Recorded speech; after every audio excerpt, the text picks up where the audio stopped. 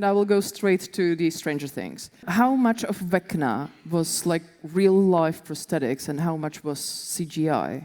I was wearing full prosthetics, so it's about, I mean, like what you see on camera, if you took away the moving vines, that's everything that I was wearing. So it's head to toe, and it takes about 8 hours to put on, and about an hour to remove. And it's very hot, and if you forget to wear deodorant, your castmates are in a lot of trouble.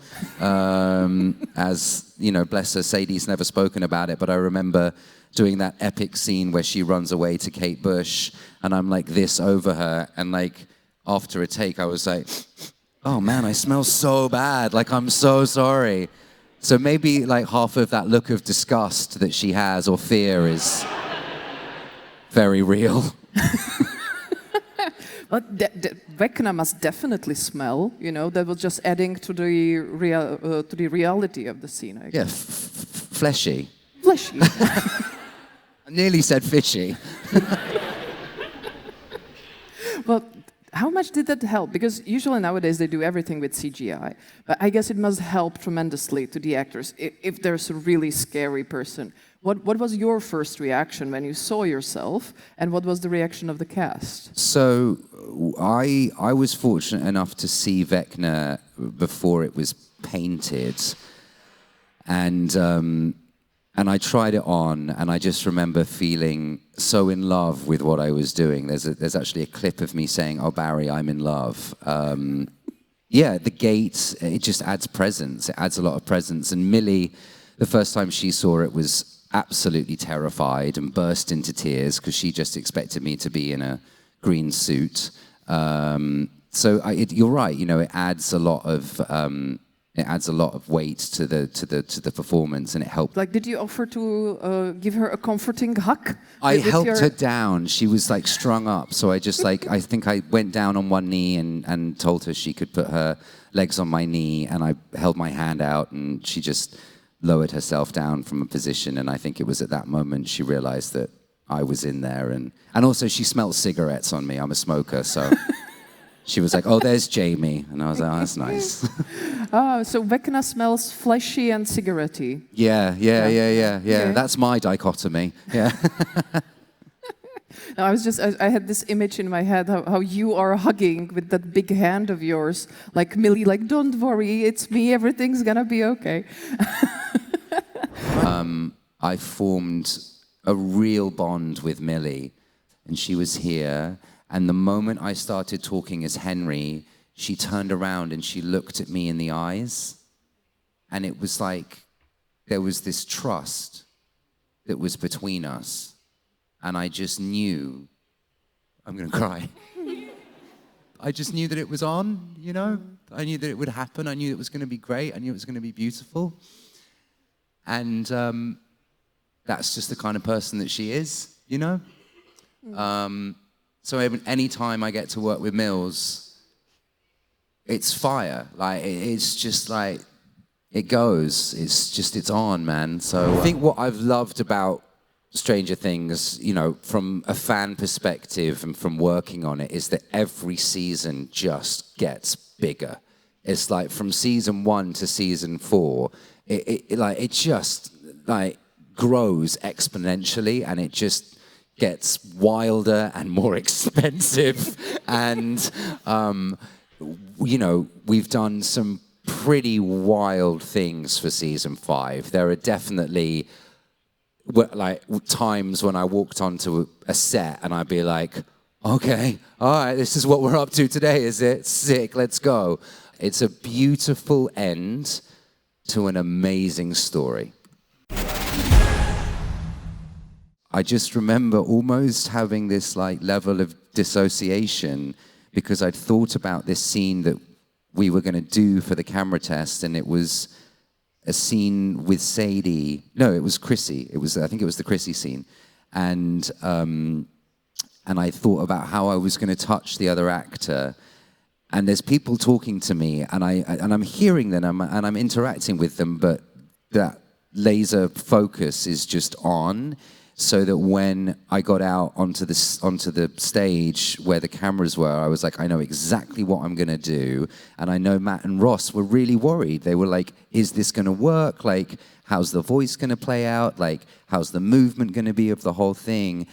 And we did the scene. Oh, first of all, I just stood there and they like moved the camera around. And then they were like, all right, now do the scene. And there was this collective sigh of relief that it was going to work. And I felt exactly the same way. I remember coming off set and just sitting in a chair and being like, holy fuck, like, Jesus, that just happened, you know? And that was often how I felt when I was playing Vecna. It must be kind of very unpleasant to embody somebody this, you know, hurt and evil and all of that. Do they at least pay the villains better? I have to be so cautious here because I know things end up on the internet. I had a lovely time making Stranger Things. You know, I joined later in the seasons, and yeah, no, you know what, like, when I was a kid, and I still feel like this, and if there is any studio heads watching this, I will fight you. But when I was a kid, I went to go see, when I was 18, 17, before I got Sweeney Todd, I went to go see the guy that is now my agent and has been my agent since I was 18 and got me Sweeney Todd. And I went to go and see him to talk about what I wanted to do with my life. And he said to me, what's your plan? And I said, well, look, I want to go to drama school. I want to, you know, study for 3 years and hopefully at the end of that come out and get a job. But I'll be honest with you, I will be happy to play third tree from the left in a production of Midsummer Night's Dream in Swansea. And I still feel that way, you know. There are projects that I'm so fortunate enough to be a part of that, in all honesty, it sounds so PR, but like, I am just so fucking grateful to be able to do what I do for a living. It's art at the end of the day, and like, when you're doing it for the right reasons, that's all that matters, you know, that's when the art flows. If you're going into something for a process of cash, you're probably unlikely, in my case, to have a very good time. So they didn't pay me. I paid them. That's not true. That's a lie.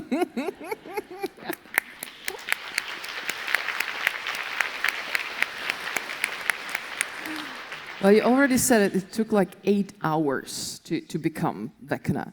And I was wondering, and this was also like spring 2020, which was kind of a dark time. I was wondering if you used these 8 hours to get into the right mindset and where you're like listening to something, reading, what did you do to become Vecna inside, not just on the outside? So, I you know, during that time of COVID and as we were, you know, gearing up towards the show, I spent a lot of time thinking and finding material that would help me get into that space. A lot of kind of low frequency meditation work to create that sense of stillness rather than chaos within the self. Digging around in resentment and rage and injustice, you know, because ultimately, you know, resentment is a sort of perceived injustice. And so when we were applying Vecna, I would just pull up bands that I like that would help me get into that space. Sound is obviously a huge thing for me. I would occasionally read, yes. I have specific sort of reading material that I was using at that time. And sometimes we'd stick on a film, and sometimes I'd drink coffee. I know you've seen the memes. Yeah, it was, you know, you're not sat in the chair for 8 hours, you know, you're having to stand up, turn around, lie down, stand up, you know, so it's a long process. But yeah, a lot of music. What did you read? I need to know. I can't tell you. It's not like it's so dark. Yeah, and it's personal, like, you know. Okay. It's... I'm a bookworm. Okay. And I like books, I like audiobooks. And when I was researching for this interview, I was like, okay, so what's been Jamie doing up lately? And I found this thing. And I didn't dig very deep because I was worried that it would be very hard to conduct a professional interview with you. There's this thing called the Trials, I think. It's somehow based in a library or there's some famous scene in the library. Can you tell us more about this project of yours? Maybe do some excerpts? So, yes, I can. Shit. No. It's making me laugh. Fuck it, I'm doing it. So I did it, and it was really fun. Yeah. Okay. Next question. Shit. It gets better after that. That's why I stopped. If you like, imagine how. Look at how I feel. Imagine how my mum feels. Old car tour of old Prague, and it's fucking like this. They sort of went around a lot of English schools, were looking for told a joke about shoving a Christmas tree up a fairy's bottom, and I think it was at that moment that I realised I'm not going to be Harry Potter. A lot of things just go way too well. What's your tip? How to I don't fucking know. I feel like I'm in it at the moment. Like at the moment, I'm like looking around, being like, when is something terrible going to happen? No, vy máte teda vážně dobré otázky. Tyhle dabovaný videa, stejně jako celý podcast, produkuju na svý vlastní triko. Takže musím teď být trochu potvora a dát zbytek videa za paywall. S vaší podporou budou mít nejenom herci, režisér a střihači co jíst, ale taky budou moct vznikat další takové epizody. A jak si představuješ finanční stránku věci? Je možný si pořídit jednotlivý video na Forendors a nebo taky předplatný, který zůstane ještě do konce roku za 99 kaček. Díky němu si taky můžete pustit i všechny předchozí videa zpětně. Za vaši laskavou podporu děkuju já i zbytek týmu CC1, který se mnou tenhle podcast připravuje. Jamie Campbell Bower! Woo! Woo! Thank you all so much. I hope you have a beautiful weekend. Thank you for having me. Fuck, thank you. Thank you.